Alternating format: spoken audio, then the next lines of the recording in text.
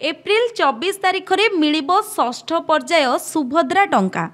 जातीय पंचायतराज दिवस अवसर में पुरी ठारे 1.7 लाख हिताधिकारी एकाथरे 2टी किस्ती मिलिबो बोली सूचना देइछंती महिला और शिशु विकास विभाग दायित्व रे थिबा उप मुख्यमंत्री प्रभाती परिडा।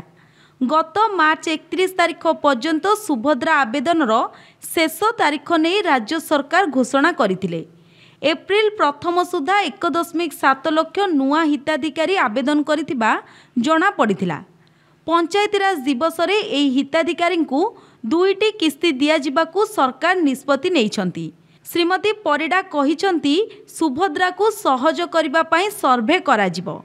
अयोग्य हिताधिकारी सर्वे पर तृतीय किस्ती दिया जिवो। तृतीय किस्ती पर जेउमानक बयस 21 वर्ष होइतिबो सेमानक पई पोर्टाल खोला जिवो।